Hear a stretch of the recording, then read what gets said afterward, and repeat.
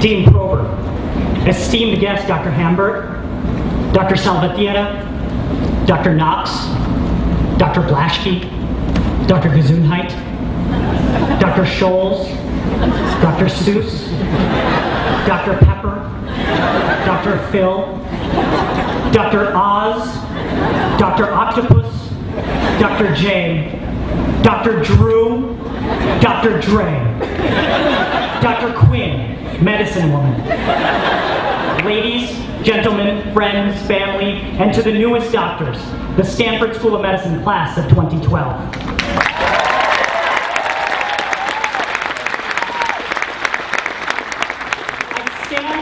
You today with more debt than Greece, unable to afford redundant luxuries like pants underneath an expensive graduation gown, and yet still so grateful for the opportunity to bear witness to a transformation.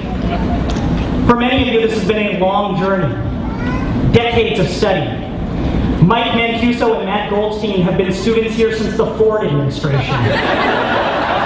It's a special day for many of our physician scientists, for not only do they get an MD and a PhD today, they also get to enroll in Medicare and collect Social Security. But whatever decade we started in, we were asked to go into a room and to interview a patient for the first time. We were humbled by the presence of tears and pain in that room. And when it was over, the patient stood up, gave us a hug, and said, "Please stop crying. You're going to be a fine doctor one day." Many of us, we didn't know what to do with 15 minutes, and so we engaged in idle banter. Where are you from? What do you do for a living? Do you come around here much? Men, women, or both? All things you might hear at a local bar. Because we are all medical students, I assure you, this was thoroughly awkward. Years later, though, so much has changed in medicine and at our medical school.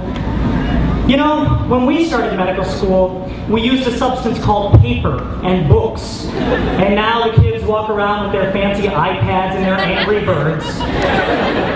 When we started medical school, the buildings were made out of cardboard, asbestos, and lead. And now, as you can see, they are built out of platinum and powered on the strength of unicorns. 2 years ago, in the name of student feedback and animal experimentation, our class was guinea pig to a new grading system. It's been tweaked a few times, and I'm proud to announce to you today the newest grading system at this distinguished institution. The top grade a student can now get is a smiley face. This represents pass with distinction, but still stay away from the patients. Next is a face that can neither smile nor frown. This indicates that the student self-injected too much Botox.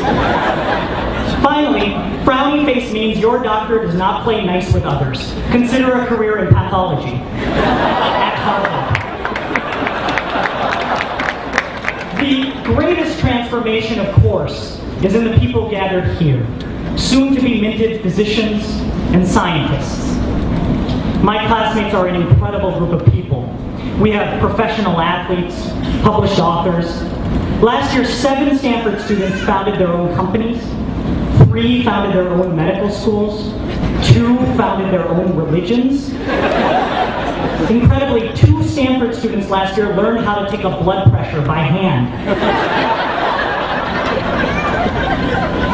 What makes my classmates truly incredible is not their accomplishments. It is their choice to care, day after day. Graduations rarely celebrate the choice of compassion. From preschool to college, we've been celebrated and praised for our hard work and our talent. Yet in medicine, we oftentimes bring our talent to work, and we work hard. And then we find ourselves, along with our patients, bowing, laying prostrate before luck, a horrible accident, and a barren cell. And then we recognize that while we may be talented, we're really just blessed with the good health to be here, with the resources and the support to be here, lucky to be educated individuals in the most influential country in the most connected world ever. Nobody has had greater choice in what wonderful and horrible things we could do. Talented people, after all, worked hard to start the subprime crisis and MTV's The Jersey Shore. Our talents are rather arbitrary. Our choices are not. What we choose to make of our lives and how we choose to treat other people. Our politicians, our society, and even our alma mater will grant us access and privilege based on our proximity to capital. Yet, in the tradition of great caregivers, from mothers, fathers, teachers, nurses, you all have chosen instead proximity to people. You have gone and you've known everything about a disease for rounds, and then, in moments that no one will ever know about, you showed your patients that this disease was the least interesting thing about them. Your hands will welcome new life to this world and will hold on through last breaths. Graduates, your decision to take care of my parents, our sisters and children, today we celebrate your decision to confront suffering. And we especially celebrate those people who have spent their lives showing us the art and science of care. To the faculty, administration, and staff, the good news for you is that according to the original Hippocratic Oath, you as our teachers are entitled to a sum of our earnings from here on, and I am to regard you and your children as family. The bad news for you is that I will now regard you and your children as family. Dear Uncle Dean Pizzo, I will be staying on your couch starting Tuesday. Dear Uncle Dean Prober, I need $200,000 and a pair of pants. Faculty, in your role as educators, in your role as caregivers, and in your role as people, you have always exemplified for us the roles and virtues of caregivers. It's true, you have caught us when we fell. One of my classmates was in the operating room, and after a 9.5-hour surgery, she began to feel lightheaded. She fell backwards into the arms of world-famous surgeon Dr. Jeffrey Norton. With surgical efficiency, he declared, "Give her some room! Give her some juice!" When she went back to apologize for the incident, he said to her, "Forget about it! You're an angel! You retracted perfectly!" Over and over again, this faculty has chosen to care about us. To our families, defined by blood, experience, and mostly love, you have shown us care even when we may not have deserved it. I learned in medical school that I owe a lot to my parents, namely a horrible lipid profile and a deep fear of male pattern baldness. Once, my mother left me a voicemail, and because I was a super busy medical student, it sat unlistened to for days. I went and worked a 30-hour shift and then had a great post-call nap. I was awakened by a loud knock at the door. It was a very friendly Stanford police officer who had received a call from a very angry Indian woman. It is truly an act of love and care when your family will call the police on you. Families, the sacrifices, the worried hours by the phone, the extra jobs so that we could afford school, gift boxes full of Twizzlers, and journeys across oceans for greater opportunity. We thank you, and we hope to honor your sacrifices by allowing a fraction of the love and grace you have shown us to be re-gifted to people who may be in their moment of need. That this community of care has transformed awkward medical students into equally awkward physicians is remarkable. And as we began a life of caregiving, we ask you still more. We ask you to remind us, and I pause to remind myself, that in order to care for others, we must care for ourselves, unconditionally. We have all seen physicians who were sad and frustrated. We work in a world and we live in a field that sometimes tells us that we are good, mostly due to a title, a rank, an honor, a fancy Stanford degree.